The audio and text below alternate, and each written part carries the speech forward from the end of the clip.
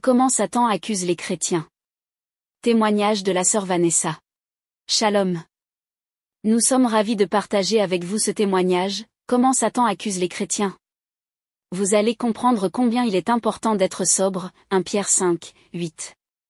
Vous allez comprendre combien les ruses du diable sont devenues élevées au point de séduire, s'il était possible même les élus. Vous saurez aussi comment faire pour ne pas être accusé par le diable. Mais, comme Jésus est fidèle, dans ce temps de la fin, il est en train de les révéler de plus en plus pour avertir ses enfants des véritables chrétiens pour qu'ils ne périssent en enfer. Jésus a dit ceci dans Marc 4, 22, « Car il n'est rien de caché qui ne doive être découvert, rien de secret qui ne doive être mis au jour. » La Bible nous montre dans Apocalypse 12, 10 que le diable est l'accusateur des frères, c'est-à-dire, des chrétiens. La Bible encore dans Zacharie 3, 1 nous montre que Satan est l'accusateur des enfants de Dieu. Ce message est destiné aux chrétiens véritables qui aiment la vérité et qui se préparent pour le retour de Jésus-Christ qui revient très bientôt. Attention! Ce message peut facilement paraître fou pour les chrétiens charnels, pour les chrétiens mondains, pour les chrétiens prosélytes c'est accent grave dire, les chrétiens fanatiques qui s'attachent aux doctrines des hommes et non à celles de Jésus-Christ appelées saine doctrine, pour les chrétiens sensuels n'ayant pas l'Esprit de Dieu. C'est pourquoi 1 Corinthiens 2, 14 dit, « Mais l'homme animal ne reçoit pas les choses de l'Esprit de Dieu, car elles sont une folie pour lui, et il ne peut les connaître, parce que c'est spirituellement qu'on en juge. » Comme ce témoignage est centré dans la parole de Dieu, il ne manquera pas à vous transformer si vous appartenez réellement à Dieu, car Jésus a dit ceci dans Jean 8, 47, « Celui qui appartient à Dieu, écoute les paroles de Dieu. » Lisez ce message à la lumière de la parole de Dieu, la Bible. Lisez les passages bibliques insérés entre parenthèses pour comprendre ce témoignage selon la Bible, car elle, la Bible, est la seule référence des véritables chrétiens. Que Dieu bénisse votre lecture. Ce témoignage est une vision de Jésus-Christ donnée par la sœur Vanessa. Dans cette vision extraordinaire, pendant qu'elle dormait, elle s'est vue en voyage pour le ciel. C'est comme si elle était déjà morte. Elle se dirigeait vers le ciel. Elle avait réussi à dépasser plusieurs niveaux de contrôle avec succès. Elle portait même un beau vêtement blanc. Alors qu'elle était en joie et chantait, soudain elle rencontre des créatures démoniaques qui parlent avec la voix humaine. Ces êtres démoniaques buvaient des vins qui ressemblent à ceux que des hommes consomment sur la terre. Quand elle les a vus, elle ne savait plus quoi faire. Elle s'est tournée de l'autre côté et a essayé de ne pas regarder dans leur direction. Conversation entre la sœur Vanessa et un démon au portail du ciel. Mais soudain, l'un de ces êtres démoniaques a appelé son nom et lui a dit en se moquant d'elle, « Oh Vanessa, félicitations. Nous voyons que tu es en route pour le paradis. Tu as un beau vêtement sur toi. J'aimerais avoir un joli vêtement comme le tien. Vous avez bien servi votre Dieu pour pouvoir avoir un si beau vêtement. Je pense que cela devrait faire l'objet d'une célébration ensemble avec toi. » Vanessa demanda au démon avec inquiétude, « Depuis quand l'obscurité a commencé à se réjouir de la lumière ?» 2 Corinthiens 6, 4. Le démon lui dit, mais Romains chapitre 12, verset 15 dit, « Réjouissez-vous avec ceux qui se réjouissent, et pleurez avec ceux qui pleurent, c'est pour cela que nous nous réjouissons avec toi, Vanessa. » Vanessa répondit, « Je ne me réjouis pas avec le diable car il n'existe pas de communion entre la lumière et les ténèbres. » Le démon lui dit, « Nous ne te demandons pas de te réjouir avec nous, c'est nous qui nous réjouissons de toi, car ça fait longtemps que nous voyons des pèlerins mettre un si beau vêtement pour traverser cette frontière afin d'entrer au ciel. Et depuis que nous t'avons vu le mettre, nous nous réjouissons. Alors, réjouis-toi. Prends juste une tasse de vin ou n'importe quelle boisson de votre choix. » Vanessa répondit, « Il est écrit dans les Écritures la Bible, vous ne pouvez pas boire de la coupe du Seigneur et de la coupe des démons aussi, 1 Corinthiens 10, 21. Tu es mon ennemi et je ne peux jamais dîner avec toi. 1 Corinthiens 10, 21. Le démon lui répondit, « Mais il est aussi écrit qu'il a fixé une table devant vous en présence de vos ennemis. » Psaume 23, 5, donc tu n'as rien à craindre. Après tout, celui qui veille sur toi ne dort jamais à. Ah. Vanessa répondit, « Oui vous avez raison, mais Dieu, a aussi dit que je dois être prudente et vigilante envers mon adversaire, le diable, cherchant qui dévorer, 1 Pierre 5, 8. Le démon lui dit, « Je vois que tu connais très bien votre Bible. C'est très gentil de votre part, Mais nous ne te demandons pas de boire dans notre propre tasse car la table est fixée devant vous. Vous pouvez juste choisir n'importe quelle boisson de votre choix car il faut manger et boire parce que le voyage devant toi est long. Vanessa refusa en disant ceci, je ne peux pas boire, je ne peux pas me souiller avec la nourriture des princes du monde. Red Bull en français, ça veut dire taureau rouge. Naturellement, les taureaux ont 3 couleurs, il y a des taureaux en couleur blanche, noire et brune. En réalité, naturellement, un taureau à couleur rouge n'existe pas spirituellement, ça représente le diable. Pourquoi rouge? Rouge spirituellement, représente les sacrifices. Monsté en français veut dire monstre. Red Devil en français veut dire diable rouge. En plus, l'image qui est là, représente spirituellement le diable en personne, avec ses cornes.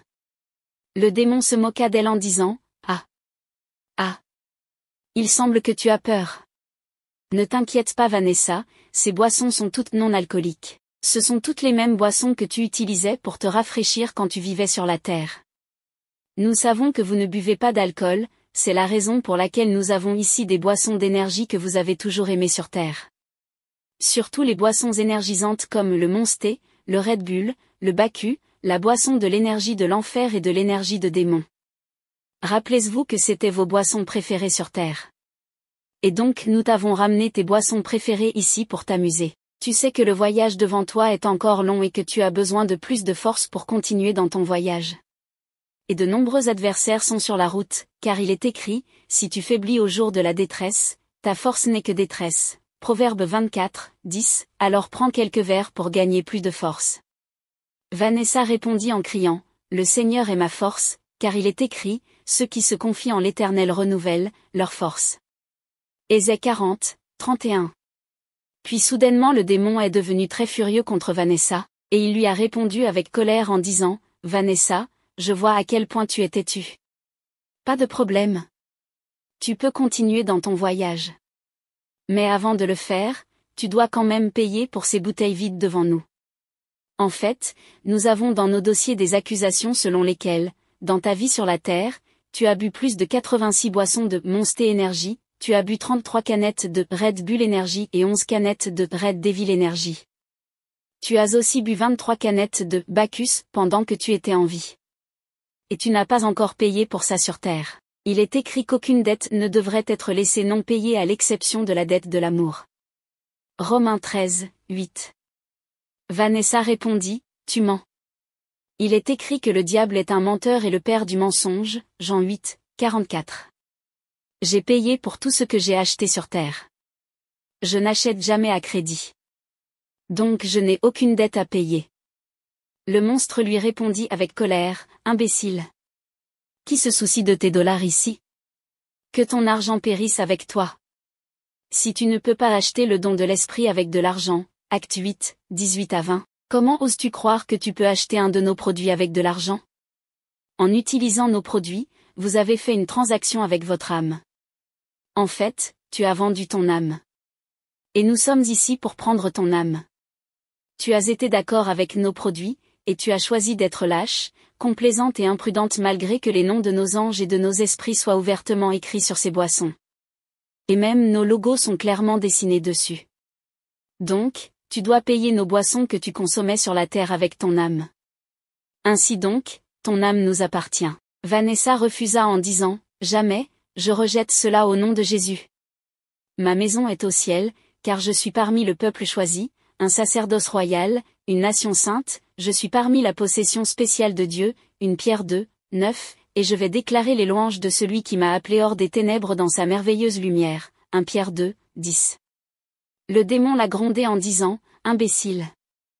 Est-ce que tu n'as pas commercialisé notre produit quand tu étais sur terre?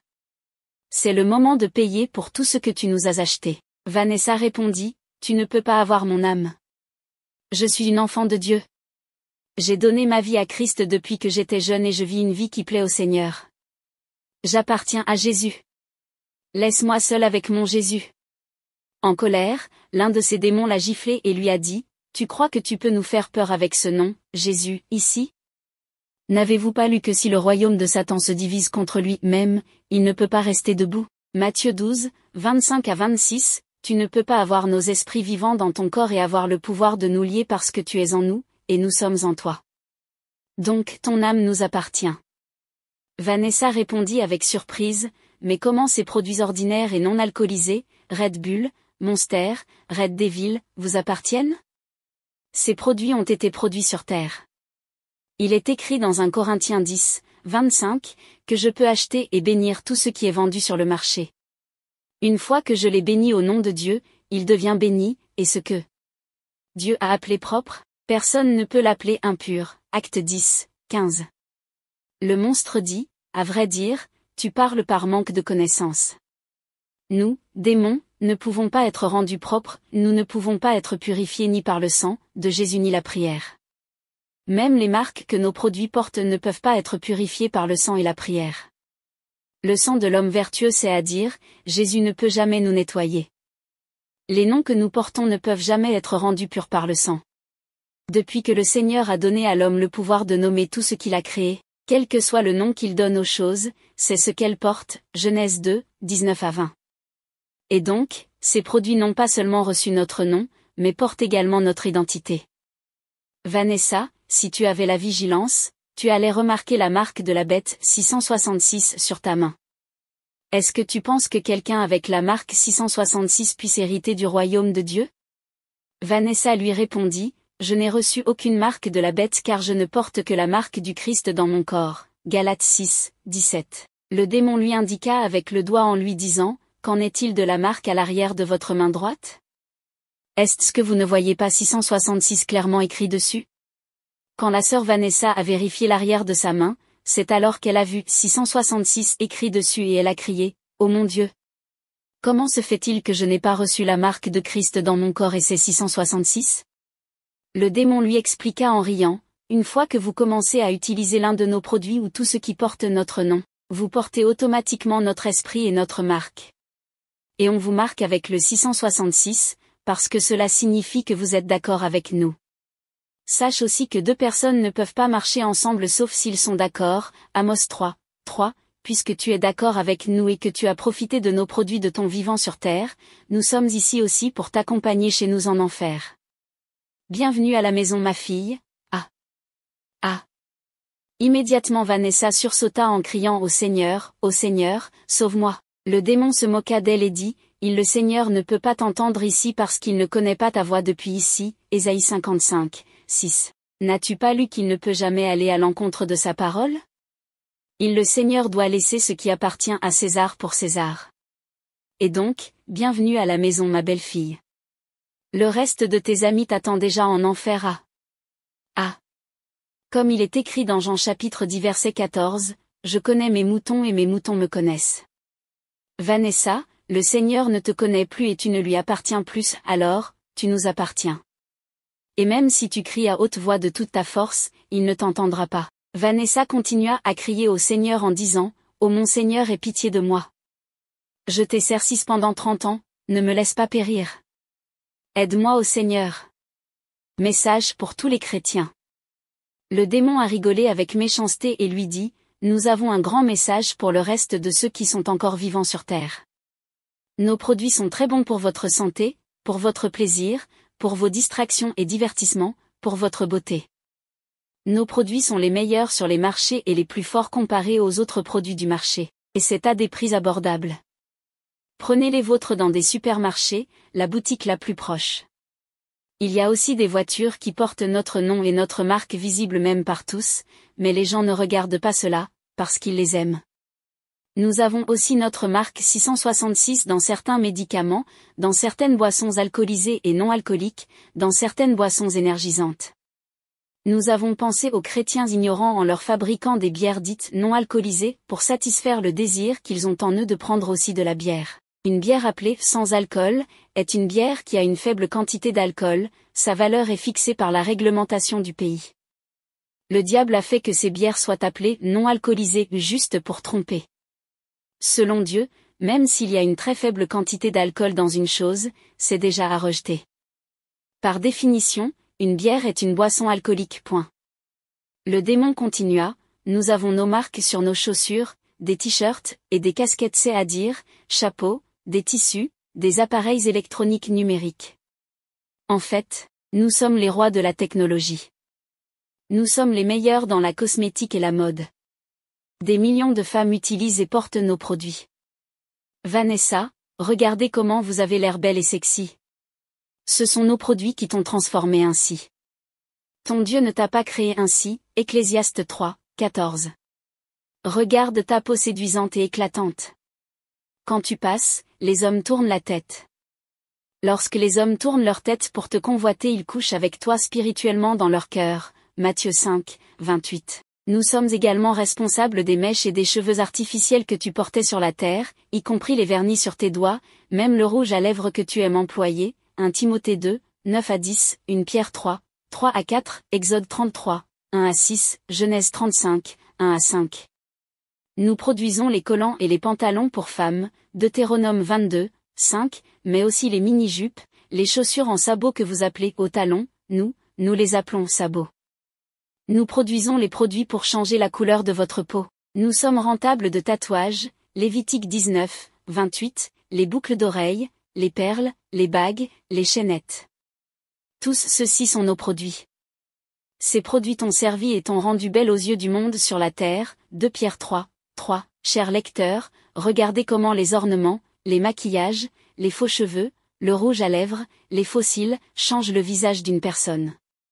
Celles-ci sont des photos d'une sœur en Christ vivant en Angleterre qui, avant, était dans la mondanité. Ces photos de cette sœur nous présentent son visage artificiel. Regardez. Chers lecteurs, regardez maintenant comment les ornements changent le visage d'une personne. Celles-ci sont des photos qui présentent son visage naturel. Ecclésiaste 3, 14 nous exhorte d'être naturel, de ne pas ajouter ou retrancher sur nous. On ne doit pas corriger Dieu. Il nous a créés naturels, restons naturels. Regardez maintenant les photos de la même personne étant naturelle pour le moment à cause de Jésus-Christ. Le démon continua à dire ceci, nous avons donc créé toutes ces choses pour satisfaire votre désir de ressembler à nos sirènes de la mer et notre reine Jézabel, 2 Rois 9, 30. Or votre Bible interdit le port de ces choses dans 1 Timothée 2, 9. Je veux aussi que les femmes, vêtues d'une manière décente, avec pudeur et modestie, ne se parent ni de tresses, ni d'or, ni de perles, ni d'habits somptueux, 10, mais qu'elles se parent de bonnes œuvres, comme il convient à des femmes qui font profession de servir Dieu, mais vous ne voulez pas entendre parler de ce passage. Nos pasteurs missionnaires vous font croire que Dieu ne regarde pas le corps mais seulement le cœur, Matthieu 23, 26. Nous avons même infiltré beaucoup d'églises dites évangéliques par nos produits cosmétiques et les parures. Nous savons que votre Dieu n'acceptera jamais habiter ce lieu rempli de nos articles. C'est pourquoi il avait chassé les vendeurs dans son temple, Jean 2, 14 à 17. Mais aujourd'hui, c'est les chrétiens eux-mêmes qui le chassent en adoptant nos produits, Éphésiens 4, 30. Par nos produits, nous avons rempli ces églises. Si ces chrétiens dansent dans l'église, nous dansons aussi avec eux, s'ils sautent, nous sautons aussi avec eux, s'ils prêchent, nous sommes juste là debout à côté d'eux sur leur pupitre et personne ne peut soupçonner notre présence et nous repérer car notre système de camouflage et d'espionnage est très sophistiqué. Qui va leur dire que leurs mèches et cheveux artificiels sont à vrai dire des serpents? Regardez même les femmes de ces pasteurs. D'ailleurs ce sont elles qui font la grande publicité de nos ornements et de nos produits cosmétiques. Elles sont toujours maquillées avec nos produits. Nous avons réussi à mettre des milliers d'églises sous notre contrôle. Les églises qui nous échappent encore sont celles qui nous combattent en interdisant nos produits. Ce sont nos ennemis jurés. C'est pourquoi nous les persécutons financièrement. Nous détournons tous les hommes riches de chez eux pour les conduire vers les églises qui nous appartiennent.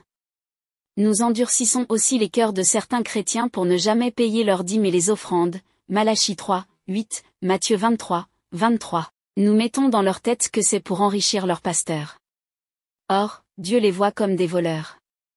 Nous avons aussi beaucoup de faux enseignants sur YouTube qui les déconseillent de payer la dîme, Proverbe 19, 7. Voyez comment vous êtes vraiment naïfs. Nos produits de beauté sont donc partout sur la terre. Et quiconque porte ces choses se range de notre côté et nous donne permission et le mandat de contrôler sa vie sur terre, Éphésiens 4, 27. Nous la rendons belle aux yeux du monde, mais son âme est capturée. Elle porte donc notre marque 666 et aucune prière ne peut la délivrer de notre main, sauf si elle se dépouille de nos objets et les enlève et se repent sur terre avant de venir ici. Or par ces choses, nous avons compris que les humains nous aiment plus que celui qui s'est sacrifié pour eux, Jésus. Ils se moquent même de lui. Nous avons aussi ouvert de nombreux restaurants partout dans le monde, pour que vous consommiez nos boissons. Nous vous donnons le meilleur service. Nos belles dames sexy sont aussi là pour satisfaire sexuellement les hommes qui sont déçus par leurs femmes à la maison. Voyez comment les hommes mariés et même les vieux viennent coucher avec nos filles dans des hôtels, dans des auberges, dans des chambres de passage, 1 Corinthiens 6, 18. Nous avons beaucoup de programmes télévisés de Canal+, des chaînes et autres qui travaillent pour notre royaume. Nous transmettons par ces chaînes, des dessins animés pour capturer les âmes des enfants à bas âge et pour les mettre à notre service. Ces enfants grandissent donc avec notre système d'éducation conçu pour les humains. Par ces dessins animés qu'ils regardent, ils sont initiés à la délinquance, la rébellion face à leurs parents, à la drogue, Psaume 101, 3. Beaucoup de nos feuilletons, dessins animés, sont envoyés sur Terre pour contrôler les foyers, surtout les foyers chrétiens. Ces foyers sont contrôlés par nos sirènes que l'on poste pour créer l'assoupissement spirituel. Ainsi, après avoir regardé ces feuilletons, tout le monde va au lit sans pour autant prier, 1 Thessaloniciens 5, 17. Ces foyers se regroupent autour de nos images à un rendez-vous précis qu'ils ne ratent jamais. Les jeunes sont capturés à travers les clips de nos artistes qui nous ont déjà vendu leurs âmes et qui travaillent pour nous dans le contrat. Ces artistes sont tenus de faire circuler nos blasphèmes et moqueries à l'égard de Dieu dans leurs chansons. Et ces artistes doivent aussi nous invoquer. Ils sont les plus célèbres de la planète. Ils doivent chaque fois faire nos signes cornus de salutation dans leurs concerts pour nous attester qu'ils respectent notre contrat, sinon, nous les égorgeons et leurs âmes atterrissent ici. Le démon continua à dire ceci, des films pornographiques sont gratuitement offerts aux jeunes en puberté pour les initier vite à la masturbation. Apocalypse 21, 8, nos agents sont programmés pour accueillir, spirituellement, leur semence à chaque masturbation car ce liquide est précieux pour nous et nous permettent d'alimenter nos réseaux de puissance magique. Nous avons des pasteurs qui sont à la recherche de pouvoir des miracles et des guérisons. Nous avons aussi notre système des distractions et des divertissements bien organisés comme le football et autres qui rassemblent toute la planète à notre cause pour nous rendre un culte, 1 Corinthiens 7, 35, 1 Corinthiens 10, 7. C'est pourquoi nous fournissons des richesses aux joueurs. Nous les rendons riches et célèbres. Beaucoup de gens, même des chrétiens ont pour Dieu, Lionel Messi, Cristiano Ronaldo, Samuel Eto'o, tous ceux-là sont payés pour nous servir et céder leurs âmes. Ceux qui les applaudissent et les supportent sont aussitôt dans nos cages réservées pour les ignorants. Nous travaillons sérieusement pour le développement de nouvelles technologies, sur tous les médias sociaux et l'Internet. Et vous pouvez passer tout votre temps dans les réseaux sociaux et abandonner votre livre appelé Bible. Josué 1, 8. Nous avons aussi ouvert beaucoup d'églises qui prêchent notre évangile de la prospérité, Matthieu 8, 28 à 29. Nous avons donné à ces pasteurs qui travaillent pour nous des pouvoirs magiques pour faire toutes sortes de miracles et prodiges afin de nous gagner plus d'âmes, 2 Thessaloniciens 2, 9. Nous n'avons pas de temps à perdre comme vous. Nous sommes donc dans tous les domaines sur Terre. Nous avons le monde sous notre contrôle et nous développons chaque jour des nouvelles stratégies d'action, 1 Jean 5, 19. Les seuls qui peuvent nous ralentir sont les vrais chrétiens intègres qui prient sérieusement, Psaume 32, 6. Mais ces genres de chrétiens sont de plus en plus rares à cause des soucis de la vie et les tribulations. Matthieu 13, 20 à 23. L'objectif principal du diable. Le démon continua, notre objectif, c'est d'empêcher les humains d'aller là où nous avons été chassés au ciel, 1 Pierre 5, 8. Nous travaillons pour bloquer un maximum de chrétiens lors de la trompette de l'enlèvement de l'Église. Nous ne sommes pas prêts à descendre seuls dans le lac de feu et soufre, Luc 8, 28 à 29. Regardez tout ce beau monde qui travaille pour nous, pour la consommation en base de nos produits et services les yeux fermés, mais ici dans l'éternité, vos yeux s'ouvriront et vous verrez que vous n'avez jamais été chrétien.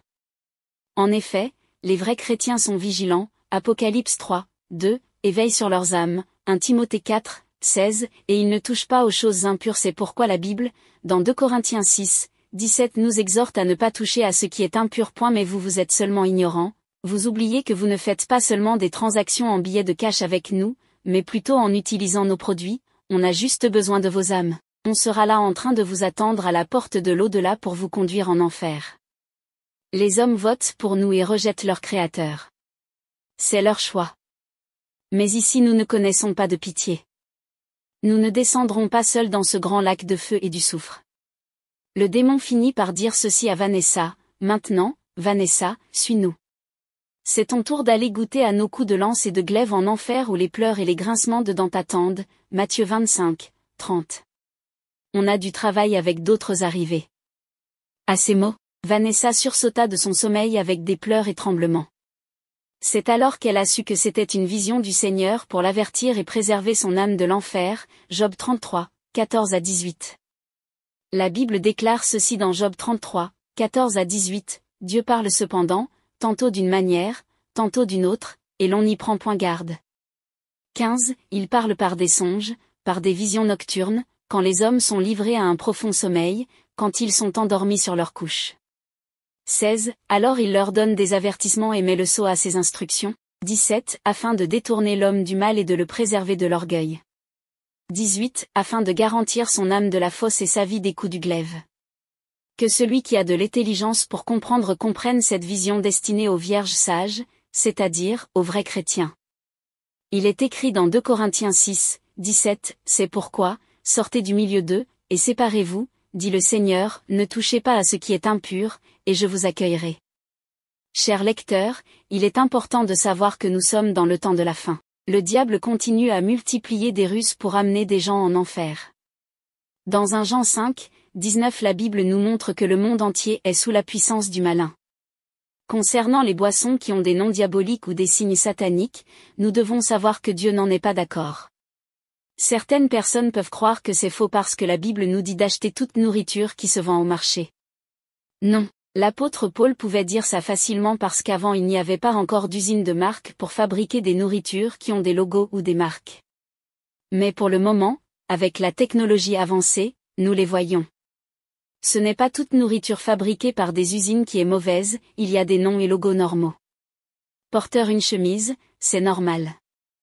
Mais si par exemple sur une chemise on écrit « Satan est Dieu », directement on peut dire que cette chemise est mauvaise, juste parce qu'elle a des mauvais écrits. Ou encore, si par exemple il y a une photo d'une femme nue, on peut directement dire que cette chemise est mauvaise parce que ça possède une mauvaise photo, et on ne peut pas la porter.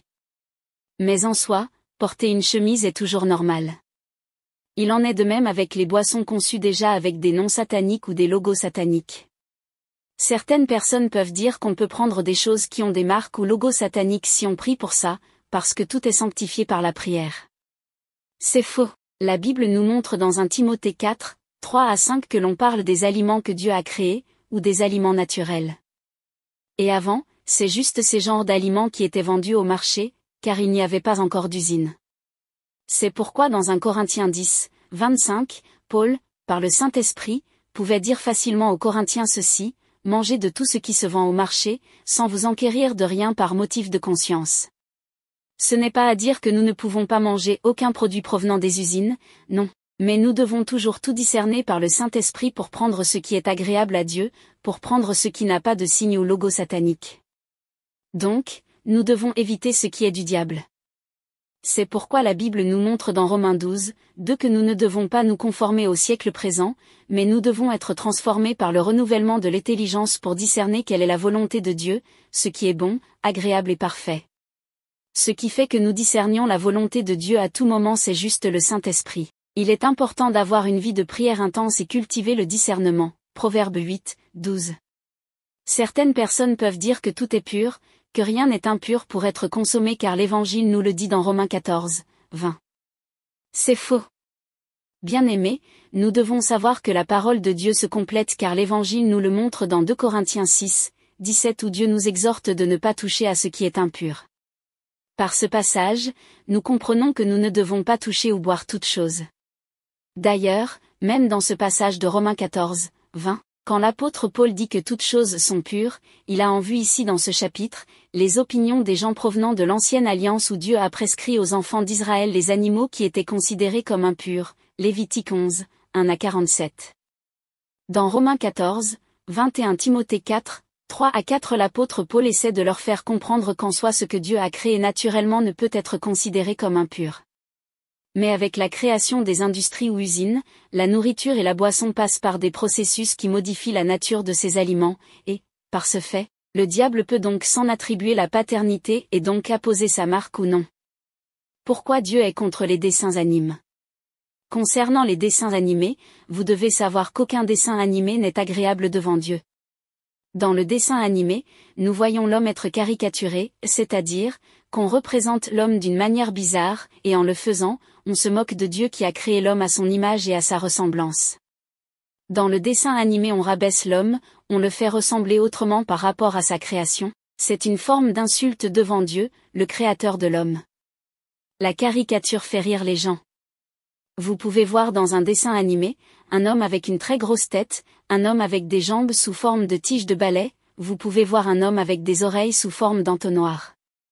Dans le dessin animé, on rabaisse l'homme jusqu'au niveau d'un animal, c'est pourquoi vous pouvez voir dans un dessin animé un lion ou une chèvre s'habiller en veste ou robe alors que les animaux ne peuvent pas s'habiller et que c'est seulement l'homme qui peut s'habiller. Dans un dessin animé, vous pouvez voir un lion marcher comme un homme, tout ceci n'est qu'une grande insulte contre Dieu, le créateur de l'homme à son image et à sa ressemblance.